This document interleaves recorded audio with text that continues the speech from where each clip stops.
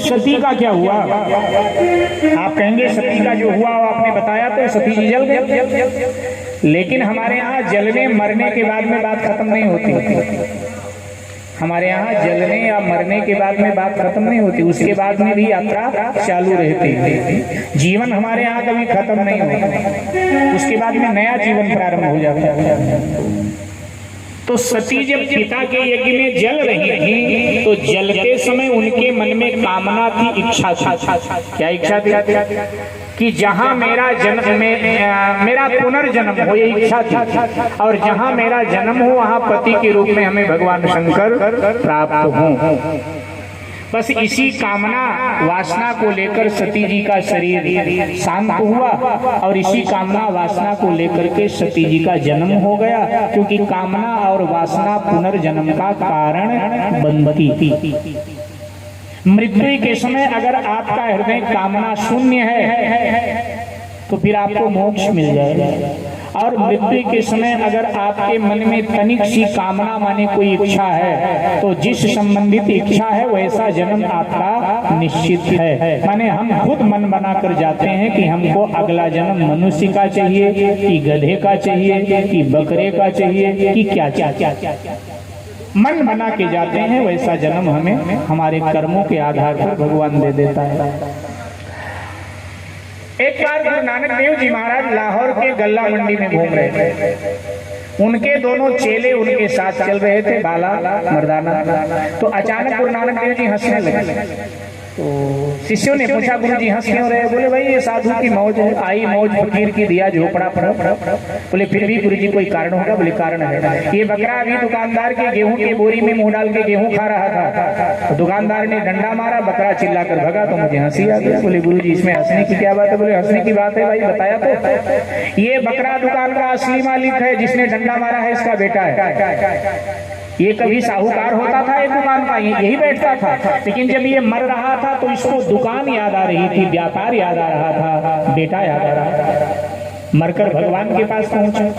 भगवान ने कहा मरते समय तूने मुझे याद नहीं किया है, दुकान बेटा व्यापार याद किया है, इसलिए मैं तुझे दोबारा लाहौर में भेज देता हूँ जन्म लेके। बोला महाराज ये तो बहुत अच्छा होगा, भेज दे। बोले तूने कर्म इतना बढ़िया नहीं किया कि मैं तुझे मनुष्य बनाऊं, कर्म तूने इतने खराब किए हैं कि मुझे पशु योनि देनी पड़ेगी, मैं बकरा बनाकर तुझे भेज रहा हूँ। बोला ठीक है भेज दे। बकरा बनकर आ गया, बकरी के पेट से जन्म ले लिया, बड़ा हुआ। अब इसको याद है दुकान मेरी है, बेटा मेरा है, बेटे को देखने आता है तो सोचता है जब दुकान मेरी है तो कुछ गेहूं खा, और जैसे मुंह डालकर बोरी में से गेहूं खाता है तो ये इसको डंडा मारता है। इसको पता नहीं कि मेरा बाप ही बकरा बनकर वापस हुआ है। तो इसीलिए गुरु नानक देव जी ने कहा मुझे हंसी आ गई कि अगर मृत्यु के समय परमात्मा का नाम लिया होता तो ये डंडे तुझे न खाने पड़ते। मेरे भाई बहन, सती जी जब जल रही थी तो उन्होंने ये वरदान मांगा, सती मरत हरिशन वर मांगा, सती मरत हरिशन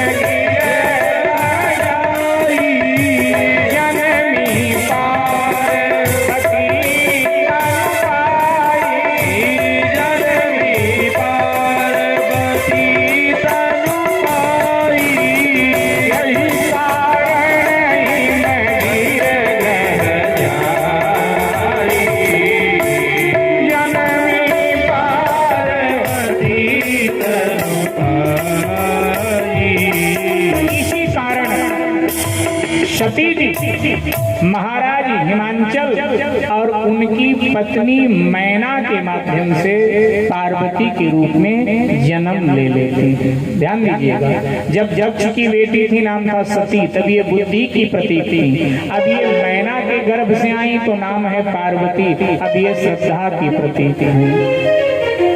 लीजिएगा, श्रद्धा किनके पेट से, किनके उदर से प्रकट होती है? जो मैना होता है। पहले मैना बनना पड़ेगा। मैना का अर्थ है जिसके हृदय में मैं नहीं है, अहंकार नहीं है। अहंकार है तो श्रद्धा कहाँ से आएगी?